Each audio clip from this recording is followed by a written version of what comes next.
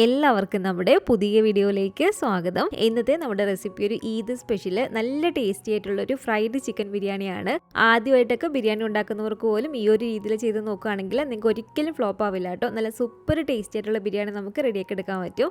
നല്ല ഫ്ലേവറും അതുപോലെ തന്നെ നല്ല അടിപൊളി മണമൊക്കെ ഉള്ള ഒരു ഫ്രൈഡ് ചിക്കൻ ബിരിയാണിയാണ്. അപ്പം നമുക്കിത് എങ്ങനെയാണ് തയ്യാറാക്കുന്നതെന്ന് ഒന്ന് കണ്ടു നോക്കാം. ഈ ഒരു വീഡിയോ കണ്ടുകൊണ്ടിരിക്കുന്ന സമയത്ത് നിങ്ങൾക്ക് ഇഷ്ടപ്പെടുവാണെങ്കിൽ മറക്കാതെ തന്നെ ഒരു ലൈക്ക് ബട്ടണും കൂടെ ഒന്ന് ക്ലിക്ക് ചെയ്യണേ. ചാനൽ ഒന്ന് സബ്സ്ക്രൈബ് ചെയ്ത് സപ്പോർട്ടും കൂടി ചെയ്യുക.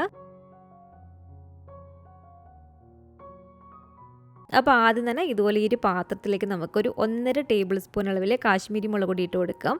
ഇതിലേക്കൊരു 1/2 ടീസ്പൂൺ അളവിൽ പെരിഞ്ജീരകത്തിൻ്റെ പൊടിയും 1/4 ടീസ്പൂൺ അളവിൽ മഞ്ഞൾപ്പൊടിയും 1 ടേബിൾ സ്പൂൺ അളവിൽ നാരങ്ങനീര് പിഴിഞ്ഞതും കൂടെ ഇതിലേക്ക് ഒഴിച്ചു കൊടുത്തിട്ടുണ്ട്. ഇനി നമുക്കിതിലേക്ക് വേണ്ടത് 1 ടേബിൾ സ്പൂൺ അളവിൽ കോൺഫ്ലോർ ആണ്. ഇനി നിങ്ങളുടെ കയ്യിൽ കോൺഫ്ലോർ ഇല്ലെങ്കിൽ ഒഴിവാക്കാനാണ് കേട്ടോ. ഒരു കോഴിമുട്ട ഇതുപോലെ നന്നായിട്ട് ബീറ്റ് ചെയ്തതിന് ശേഷം ഇതിലേക്ക് നമ്മൾ ഒഴിച്ചു കൊടുക്കുക. എന്നിട്ട് നന്നായിട്ട് ഒന്ന് മിക്സ് ചെയ്തിട്ട് എടുക്കുക. അതുപോലെ തന്നെ ആവശ്യത്തിനുള്ള ഉപ്പും കൂടി ചേർത്ത് കൊടുത്തിട്ട് ഒന്ന് മിക്സ് ചെയ്തെടുത്തിട്ടുണ്ട്. ഇനി നമുക്കിതിലേക്ക് വേണ്ടത് ഇതുപോലെ 1 കിലോ ചിക്കനാണ്. ക്ലീൻ ചെയ്ത് കഴിഞ്ഞതിന് ശേഷമുള്ള അളവാണ് കേട്ടോ 1 കിലോ. അപ്പോൾ 1 കിലോ ചിക്കൻ നന്നായിട്ട് ക്ലീൻ ചെയ്ത് അതിൻ്റെ വെള്ളമൊക്കെ തുറന്നിരിക്കുകയാണ്. ഇതുപോലെ ഒരു മീഡിയം സൈസിലാണ് കട്ട് ചെയ്തെടുത്തിരിക്കുന്നത്. ബിരിയാണിക്ക് ആയതുകൊണ്ട് നമുക്ക് കുറച്ചും കൂടി വലുപ്പത്തിൽ വേണമെങ്കിൽ കട്ട് ചെയ്തിട്ട് എടുക്കാം. അതൊക്കെ നമ്മുടെ ഇഷ്ടത്തിനനുസരിച്ച് ചെയ്തിട്ട് എടുക്കാവുന്നതാണ്. ഇനിയൊരു ചിക്കൻ ഈ ഒരു മസാലയിലേക്ക് ഇട്ട് കൊടുത്തിട്ട് നന്നായിട്ടൊന്ന് മിക്സ് ചെയ്തിട്ട് എടുക്കുക. നന്നായിട്ട് ഇതുപോലെ നമ്മൾ മിക്സ് ചെയ്തെടുത്തതിന് ശേഷം ഒരു അരമണിക്കൂറോളം നമുക്കിതൊന്ന് റെസ്റ്റ് ചെയ്യാൻ വേണ്ടിയിട്ട് വെക്കണം. ഇനി നമുക്കിതിലേക്ക് വേണ്ടത് ഞാനിപ്പോൾ ഇവിടെ ഒരു 18 അല്ലിയോളം വെളുത്തുള്ളി എടുത്തിട്ടുണ്ട്. അതുപോലെ തന്നെ ഒരു 1/2 കപ്പ് അളവിൽ ഇഞ്ചി എടുത്തിട്ടുണ്ട്. പിന്നെ നമുക്കിതിലേക്ക് വേണ്ടത് ഒരു 8-9 പച്ചമുളകാണ്. അതുപോലെ തന്നെ ഒരു 2 തണ്ട് പുതിനയിലയും ഒരു 2 തണ്ട് മല്ലിയിലയും കൂടി എടുത്തിട്ടുണ്ട്. ഇതെല്ലാം കൂടി നമുക്കൊരു മിക്സിയുടെ ചെറിയ ജാറിലേക്ക് ഇട്ട് കൊടുത്തിട്ട് ഒന്ന് ചതച്ചെടുക്കണം. ഇതുപോലെ ഇതുണ്ടല്ലോ ഒരുപാട് അരഞ്ഞങ്ങ് പേസ്റ്റ് പരുവത്തിലായി പോകണ്ട. ഇതുപോലെ നമ്മളൊന്ന് ചതച്ചിട്ടെടുത്താൽ മതി. ഇതൊരു 6 മീഡിയം സൈസ് സവാള ഇതുപോലെ തീരെ കനം കുറഞ്ഞ് ഞാൻ നീളത്തിലൊന്ന് കട്ട് ചെയ്തെടുത്ത് വെച്ചിരിക്കുന്നതാണ് കേട്ടോ. ഈ ഒരു സവാളയിൽ നിന്ന് നമുക്ക് ഇതുപോലെ കുറച്ച് സവാള എടുത്ത് മാറ്റി വെക്കാം. ഏകദേശം ഒരു സവാള അരിഞ്ഞതോളം ഞാൻ എടുത്ത് മാറ്റി വെച്ചിട്ടുണ്ട് കേട്ടോ. ഇത് നമുക്ക് ലാസ്റ്റ് ഒരു ചോറിലേക്ക് ഫ്രൈ ചെയ്തിട്ട് കൊടുക്കാൻ വേണ്ടിയിട്ടുള്ളതാണ്. പിന്നെ നമുക്കിതിലേക്ക് വേണ്ടത് ഇതുപോലെ മല്ലിയിലയും പുതിനയിലയാണ് കേട്ടോ. 250 ml കപ്പിൽ 1 കപ്പ് അളവിൽ മല്ലിയിലയും അതുപോലെ തന്നെ ഒരു 1/4 കപ്പ് അളവിൽ പുതിനയിലയും ഇതുപോലെ ചെറുതാക്കി കട്ട് ചെയ്തൊന്ന് എടുത്തു വെച്ചിട്ടുണ്ട്. ഇനി നമുക്ക് ഇതുപോലെ ഒരു പാത്രത്തിലേക്ക് കുറച്ച് സൺഫ്ലവർ ഓയിൽ ഇതുപോലെ ഒഴിച്ചു കൊടുക്കാം. അതുപോലെ തന്നെ ഈ ഒരു ഓയിലിലേക്ക് 1 ടേബിൾ സ്പൂൺ അളവിൽ നെയ്യും കൂടി ചേർത്ത് കൊടുക്കുകയാണ്. അപ്പോൾ ഈ ഒരു ഓയിലൊന്ന് ചൂടായിട്ട് വരുന്ന സമയത്ത് ഇതിലേക്ക് നമുക്ക് കുറച്ച് കാഷ്നട്ട് ഇട്ട് കൊടുത്തിട്ടൊന്ന് ഫ്രൈ ചെയ്തിട്ട് എടുക്കാം. ഏകദേശം ഒരു 4-5 ടേബിൾ സ്പൂണോളം കാഷ്നട്ട് ഉണ്ട് കേട്ടോ. അതിട്ട് കൊടുത്തിട്ട് നന്നായിട്ട് നമ്മളൊന്ന് ഫ്രൈ ചെയ്തിട്ട് എടുക്കുക. ഏകദേശം കാഷ്നട്ട് ഒന്ന് ഫ്രൈ ആയിട്ട് വരുന്ന സമയത്ത് ഒരു 3-4 ടേബിൾ സ്പൂൺ അളവിൽ ഉണക്കമുന്തിരിയും കൂടി ഇട്ട് കൊടുത്തിട്ട് നമുക്കൊന്ന് ഫ്രൈ ചെയ്തിട്ട് എടുക്കാം. അപ്പോൾ ഒരു ഉണക്കമുന്തിരി നമുക്കിവിടെ ഫ്രൈ ആയി കിട്ടിയിട്ടുണ്ട്. ഇത് നമുക്കൊരു ഓയിലിനകത്തുനിന്ന് എടുത്ത് മാറ്റാവുന്നതാണ്. ഇനി നമുക്കിതിലേക്ക് ഇട്ട് കൊടുക്കേണ്ടത് നമ്മൾ കുറച്ച് സവാള എടുത്തൊന്ന് മാറ്റി വെച്ചിരുന്നില്ലേ, ആ ഒരു സവാള ഇതിലേക്ക് ഫുള്ളായിട്ട് തന്നെ ഇട്ട് കൊടുത്തിട്ടൊന്ന് ഫ്രൈ ചെയ്തിട്ട് എടുക്കണം. ഇത് കണ്ടില്ല, ഈ ഒരു ഗോൾഡൻ കളറായിട്ട് വരുമ്പോഴത്തേക്കും തന്നെ നമുക്ക് ഈ ഒരു സവാള ഈ ഒരു പാനിൽ നിന്ന് എടുത്ത് മാറ്റേണ്ടതാണ്. ഈ ഒരു പരിവായിട്ട് നമ്മൾ ഓയിലിനകത്തുനിന്ന് എടുത്ത് കുറച്ച് സമയം നമ്മളിത് റൂം ടെമ്പറേച്ചറിൽ വെക്കുമ്പോഴത്തേക്കും നല്ല ക്രിസ്പി ആയിട്ട് കിട്ടും കേട്ടോ. അല്ലാതെ നമ്മൾ ഓയിലിനകത്തുനിന്ന് തന്നെ ഇത് ഒരുപാട് ക്രിസ്പി ആയിട്ട് ഫ്രൈ ചെയ്യാനിരുന്നാൽ ഇതിൻ്റെ കളറൊക്കെ ഒരുപാടങ്ങ് മാറിപ്പോവും. അപ്പോൾ ഇത് ഞാനൊന്ന് എടുത്ത് മാറ്റാണ്. അപ്പോൾ ഒരു സവാള ഞാനിവിടെ ഫ്രൈ ചെയ്തെടുത്തിട്ടുണ്ട്. ഇനി ഈ ഒരു ഓയിലിലേക്ക് തന്നെ നമ്മൾ ചിക്കൻ മസാലയൊക്കെ പുരട്ടി ഒരു അരമണിക്കൂർ റെസ്റ്റ് ചെയ്യാൻ വെച്ചിരുന്നില്ലേ, ആ ഒരു ചിക്കൻ കഷ്ണങ്ങൾ ഇതിലേക്ക് ഇട്ട് കൊടുത്തിട്ട് നന്നായിട്ട് നമുക്കൊന്ന് ഫ്രൈ ചെയ്തിട്ടെടുക്കണം. പിന്നീട് നമ്മൾ ഒരുപാട് സമയമൊന്നും ചിക്കൻ വേവിക്കില്ല. അപ്പം നമ്മൾ ഈ ഒരു ഫ്രൈ ചെയ്യുന്ന സമയത്ത് തന്നെ ചിക്കൻ പൂർണ്ണമായിട്ടും വേകണം കേട്ടോ. തിരിച്ചും മറിച്ചൊക്കെ ഇട്ട് കൊടുത്ത് നന്നായിട്ട് നമ്മൾ ചിക്കൻ വേവിച്ചിട്ടെടുക്കണം. അപ്പം നന്നായിട്ട് തന്നെ നമുക്ക് ഇതുപോലെ ചിക്കൻ ഫ്രൈ ചെയ്തിട്ടെടുക്കാം. ഇതുപോലെ തിരിച്ചും മറിച്ചൊക്കെ ഇട്ട് കൊടുത്ത് ഉള്ളൊക്കെ ഇതുപോലെ നന്നായിട്ട് വെന്തിട്ടുണ്ടെന്ന് നോക്കുക കേട്ടോ. ഒരു സ്റ്റിക്കോ അല്ലെങ്കിൽ ഒരു കത്തിയോ ഉപയോഗിച്ച് നമ്മളൊന്ന് കുത്തി നോക്കുക നന്നായിട്ട് വെന്തിട്ടുണ്ടോ എന്ന്. അപ്പോൾ എനിക്കിപ്പോൾ ഇവിടെ ഈ ഒരു ചിക്കന് പൂർണ്ണമായിട്ടും വെന്ത് തന്നെ നന്നായിട്ട് ഫ്രൈ ആയി കിട്ടിയിട്ടുണ്ട്. അപ്പോൾ നന്നായിട്ട് വെന്തിട്ടുണ്ടെന്ന് നോക്കുക. ഇനി നമുക്ക് ഈ ഒരു ഓയിലിനകത്തുനിന്ന് ഈ ഒരു ചിക്കൻ കഷ്ണങ്ങൾ എടുത്ത് മാറ്റാം. ബാക്കി ചിക്കൻ കഷ്ണങ്ങളും ഇതുപോലെ തന്നെ നമ്മൾ ഫ്രൈ ചെയ്തിട്ടെടുക്കാം കേട്ടോ. ചിക്കൻ എല്ലാം തന്നെ നമ്മൾ നന്നായിട്ട് ഫ്രൈ ചെയ്തെടുത്തതിന് ശേഷം ഇനി ഈ ഒരു ഓയിലിലേക്ക് തന്നെ നമ്മൾ നേരത്തെ കട്ട് ചെയ്തെടുത്ത് വെച്ചിരിക്കുന്ന സവാള ഫുള്ളായിട്ട് ഇട്ട് കൊടുക്കുക കേട്ടോ. ഇതിലേക്ക് നമുക്ക് ആവശ്യത്തിനുള്ള ഉപ്പും കൂടി ഇട്ട് കൊടുക്കാം. എന്നിട്ട് ഈ ഒരു സവാള നമുക്ക് നന്നായിട്ട് വഴറ്റി നന്നായിട്ടൊന്ന് ഫ്രൈ ആക്കി എടുക്കണം കേട്ടോ. നമ്മൾ സാധാരണ ചെയ്യുന്ന പോലെ ഇത് വഴറ്റിയെടുത്താൽ മാത്രം പോരാ, അത്യാവശ്യം നല്ലൊരു ഫ്രൈ പരുവാവുന്ന രീതിയിൽ നമ്മൾ നന്നായിട്ട് ഈ ഒരു സവാള ഇളക്കി കൊടുത്തിട്ടൊന്ന് വഴറ്റിയിട്ട് എടുക്കണം. എങ്ങനെ നമ്മൾ ചെയ്യുമ്പോൾ നമ്മൾ സാധാരണ ഉണ്ടാക്കുന്ന ഒരു ബിരിയാണിയുടെ ഒരു ഗ്രേവിനെക്കാട്ടിലും കുറച്ചും കൂടി നല്ല ടേസ്റ്റാണ് കേട്ടോ. അപ്പോൾ കുറച്ച് സമയം എടുത്ത് തന്നെ നന്നായിട്ട് ഇളക്കി കൊടുത്ത് ഇത് കണ്ടില്ല സവാള ഈ ഒരു പരിവായിട്ട് നമുക്ക് കിട്ടണം കേട്ടോ. ഇതുപോലെ നന്നായിട്ട് ഇളക്കി കൊടുത്തൊരു ഫ്രൈ പരിവായിട്ട് ഈ ഒരു സവാള വരുമ്പോഴത്തേക്കും ഇനി നമുക്കിതിലേക്ക് ചേർത്ത് കൊടുക്കേണ്ടത് നമ്മൾ നേരത്തെ ചതച്ച് വെച്ചിരിക്കുന്ന ഒരു ഇഞ്ചിയും വെളുത്തുള്ളിയും പച്ചമുളകും ഒക്കെയാണ്. അത് ഫുള്ളായിട്ട് തന്നെ ഇതിലേക്ക് ഇട്ട് കൊടുക്കുക. എന്നിട്ടൊരു ഹൈ ഫ്ലെയിമിൽ വെച്ച് കൊടുത്തിട്ട് തന്നെ നന്നായിട്ട് കുറച്ച് സമയം ഇളക്കിയിട്ട് എടുക്കുക കേട്ടോ. ആ ഒരു പച്ച ചുവ പൂർണ്ണമായിട്ട് മാറി കിട്ടണം. ആ ഒരു പച്ചച്ചവ പൂർണ്ണമായിട്ട് മാറിയെന്ന് ഉറപ്പ് വരുത്തിയതിന് ശേഷം ഒരു 3 മീഡിയം വലിപ്പമുള്ള തക്കാളി ഇതുപോലെ നീളത്തിൽ നിന്ന് ചെറുതാക്കി കട്ട് ചെയ്തെടുത്ത് വെച്ചിരിക്കുന്നതാണ്. അതും കൂടി നമുക്ക് ഇതിലേക്ക് ഇട്ട് കൊടുത്തിട്ട് നന്നായിട്ട് ഇളക്കിയിട്ടെടുക്കാം. തക്കാളി ചേർത്ത് കുറച്ച് സമയം നമ്മൾ ഇതുപോലെ അടച്ച് വെച്ച് കൊടുക്കുക. തീയൊന്ന് കുറച്ച് വെച്ച് കൊടുക്കുക കേട്ടോ. അപ്പോഴത്തേക്കും തക്കാളി ഒരു ആവിയിൽ നന്നായിട്ട് അവിഞ്ഞ് വരും. അതിനുശേഷം നമ്മൾ നന്നായിട്ട് ഇതുപോലെ ഒന്ന് ഉടച്ചിട്ടെടുത്താൽ മതി.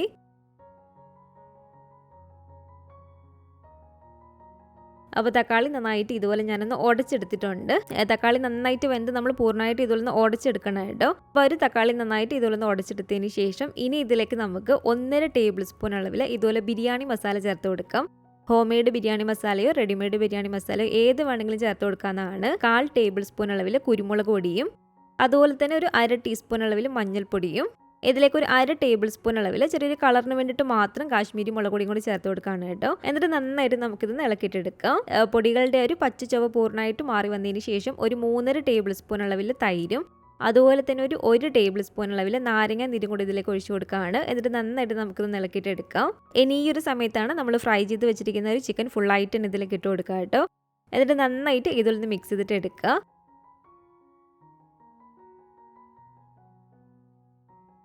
അതിനുശേഷം നമുക്കിതിലേക്ക് നമ്മൾ ചെറുതാക്കി കട്ട് ചെയ്ത് വെച്ചിട്ടുള്ള പുതിനയിലയും മല്ലിയിലയും കുറച്ച് നമുക്ക് ഒരു ലാസ്റ്റ് ചോറിലേക്ക് ചേർത്ത് കൊടുക്കാൻ വേണ്ടിയിട്ട് മാറ്റിയിട്ട് ബാക്കി ഫുള്ളായിട്ട് തന്നെ ഇതിലേക്ക് ഇട്ട് കൊടുക്കുക. ഇതുപോലെ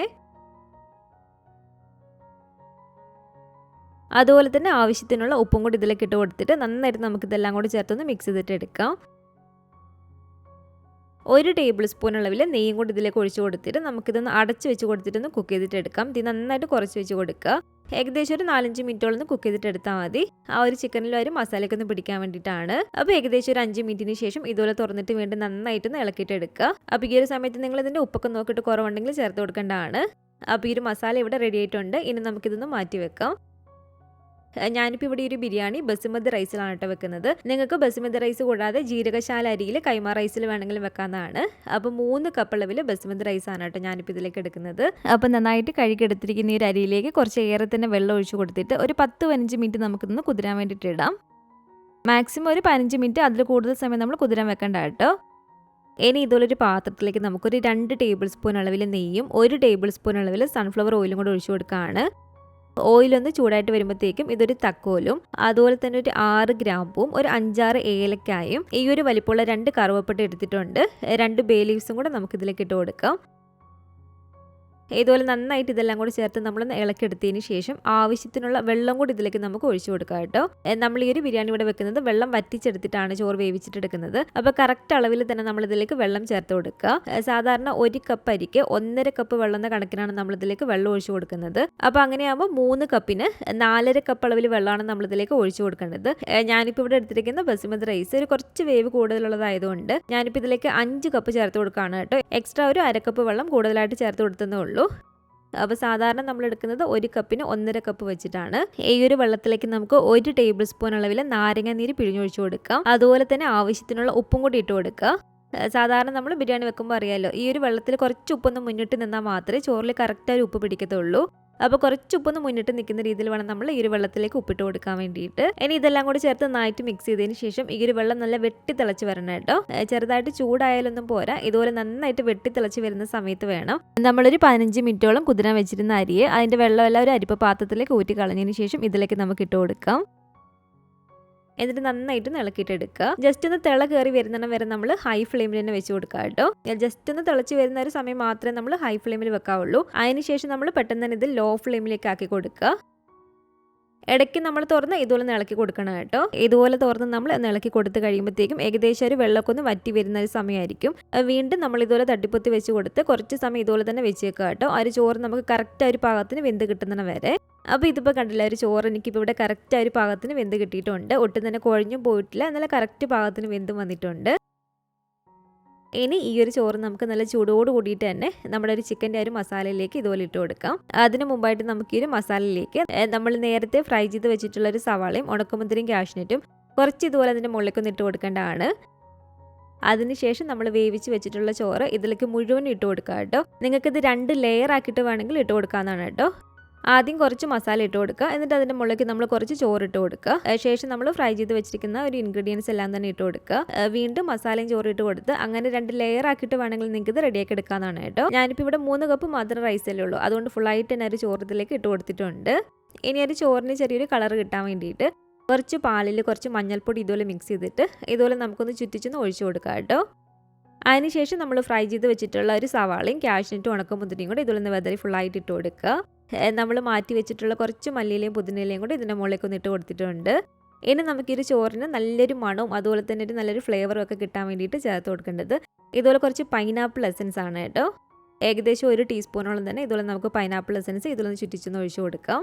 അതുപോലെ തന്നെ നമുക്കിനി ഇതിലേക്ക് വേണ്ടത് ഇതുപോലെ റോസ് വാട്ടറാണ്. 1 ടേബിൾ സ്പൂണോളം റോസ് വാട്ടറും കൂടി ഇതിലേക്ക് നമുക്ക് ചുറ്റിച്ചൊന്ന് ഒഴിച്ചു കൊടുക്കാം. 1 ടേബിൾ സ്പൂൺ അളവിൽ നെയ്യും കൂടി ഇതിലേക്കൊന്ന് ചുറ്റിച്ചൊഴിച്ചു കൊടുക്കുകയാണ്. ഇനി ഇതുപോലെ മൂടി വെച്ച് നമ്മളൊന്ന് അടച്ച് വെച്ച് കൊടുക്കുക. അതിനുശേഷം ഇതുപോലൊരു പഴയൊരു പാൻ എടുത്തിട്ട് നമ്മൾ നന്നായിട്ടൊന്ന് ചൂടാക്കുക കേട്ടോ. ചൂടായിട്ട് കിടക്കുന്ന ഈ ഒരു പാനിലേക്ക് നമുക്ക് ഈ ഒരു പാത്രം ഇതുപോലെ ഒന്ന് എടുത്ത് വെച്ച് കൊടുക്കാം. എന്നിട്ട് തീ നന്നായിട്ട് നമ്മൾ കുറച്ച് വെച്ച് കൊടുക്കുക. തീ നന്നായിട്ട് കുറച്ച് വെച്ച് കൊടുത്തിട്ട് കറക്റ്റ് ഒരു 15 മിനിറ്റോളം നമ്മളിത് ദം ചെയ്യണം കേട്ടോ. ഞാനിപ്പോൾ ഇവിടെ എടുത്തിരിക്കുന്ന ഒരു മൂടിയിൽ ഹോളുകളൊന്നും തന്നെ ഇല്ല, അപ്പോൾ ആവി ഒട്ടും തന്നെ പുറത്തേക്ക് പോവില്ല. ഇനി നിങ്ങൾ എടുക്കുന്ന മൂടിയിൽ ചെറിയ ഹോളുകളൊക്കെ ഉള്ളതാണെങ്കിൽ നമ്മളിത് അടച്ചു വെച്ച് കൊടുക്കുന്നതിന് മുമ്പായിട്ട് തന്നെ ഒരു അലുമിനിയം ഫോയിൽ വെച്ചിട്ട് ഫുള്ളായിട്ട് ഈ ഒരു പാത്രം കവർ ചെയ്യുക. എന്നിട്ട് നമ്മളൊരു അടുപ്പ് വെച്ചിട്ട് കവർ ചെയ്തിട്ട് എടുത്താൽ മതി. കാരണം ഒരു അടിഭാഗം മാത്രം നമുക്ക് ചൂടായ പോരാ, മുകളിലേക്ക് നന്നായിട്ട് ചൂട് കയറണം. ഏറ്റവും മുകളിലേക്ക് ഒരു ചോറിൻ്റെ ഒരു ഭാഗത്തേക്ക് നന്നായിട്ട് ആവി കയറണം. നന്നായിട്ട് ആവി കയറിയാൽ മാത്രമേ നമ്മുടെ ബിരിയാണിക്ക് നല്ലൊരു ടേസ്റ്റ് ഉണ്ടാകത്തുള്ളൂ. ഇതിപ്പോൾ നിങ്ങൾക്ക് കാണുമ്പോൾ തന്നെ മനസ്സിലാവും ഇതിൻ്റെ മുകളിലേക്ക് നന്നായിട്ട് ആവി കയറിയിട്ടുണ്ട്. അപ്പം നല്ല അടിപൊളിയായിട്ട് തന്നെ നമ്മുടെ ഒരു ബിരിയാണി ഇവിടെ റെഡി ആയിട്ടുണ്ട്. ഇതുപോലെ നമ്മൾ ഫ്ലെയിം ഓഫ് ചെയ്തതിന് ശേഷം അപ്പം തന്നെ ഇതങ്ങ് തുറക്കണ്ട, കുറച്ച് സമയം അങ്ങനെ തന്നെ ഇരിക്കട്ടെ കേട്ടോ. കുറച്ച് സമയം കഴിഞ്ഞതിന് ശേഷം നമ്മളിത് തുറന്ന് നോക്കിയാൽ മതി. ഇത് നമ്മൾ സെർവ് ചെയ്യുന്ന സമയത്ത് ചോറ് ഫുള്ളായിട്ട് നമ്മളൊന്ന് മിക്സ് ചെയ്യുക. ചോറ് ഇതുപോലെ വേണമെങ്കിൽ നമുക്ക് വേറൊരു പാത്രത്തിലേക്ക് മാറ്റി കൊടുക്കാം. മസാല അടിയിൽ വെച്ച് ചോറ് മുകളിലാക്കിയിട്ട് നമുക്ക് ഇഷ്ടമുള്ള രീതിയിൽ സെർവ് ചെയ്യുന്നതാണ്.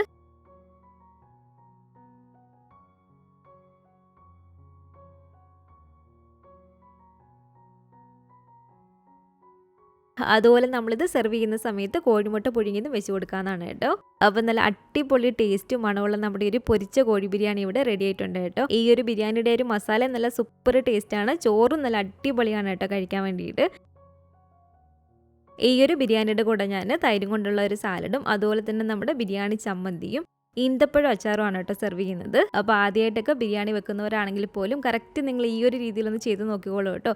നല്ല പെർഫെക്റ്റ് ആയിട്ട് നല്ല സൂപ്പർ ടേസ്റ്റി ആയിട്ടുള്ള ബിരിയാണി നമുക്ക് ഇതുപോലെ റെഡിയാക്കി എടുക്കാൻ പറ്റും. അപ്പോൾ ഇതുപോലെ നിങ്ങൾ ഉണ്ടാക്കി നോക്കുകയാണെങ്കിൽ നിങ്ങളുടെ അഭിപ്രായങ്ങളൊക്കെ മറക്കാതെ തന്നെ നമ്മുടെ കമൻറ്റ് ബോക്സിൽ വന്ന് അറിയിക്കണേ. അതുപോലെ തന്നെ ഈ ഒരു വീഡിയോ ഇഷ്ടപ്പെട്ടെങ്കിൽ മറക്കാതെ തന്നെ ഒരു ലൈക്ക് ബട്ടണും കൂടെ ഒന്ന് ക്ലിക്ക് ചെയ്യണേ. നിങ്ങളുടെ ഫാമിലിയും ഫ്രണ്ട്സും ഒക്കെ ആയിട്ട് നമ്മുടെ ഒരു വീഡിയോ ഒന്ന് ഷെയർ ചെയ്ത് കൊടുക്കുക. പുതിയതായിട്ട് ഈ ഒരു ചാനൽ ആരെങ്കിലും കാണുന്നുണ്ടെങ്കിലും ഇതുവരെയായിട്ടും ഈ ഒരു ചാനൽ സബ്സ്ക്രൈബ് ചെയ്തിട്ടില്ലെങ്കിലും താഴെ കാണുന്ന ആ ഒരു റെഡ് സബ്സ്ക്രൈബ് ബട്ടണും കൂടെ ഒന്ന് പ്രസ് ചെയ്ത് സപ്പോർട്ട് ചെയ്യണേ.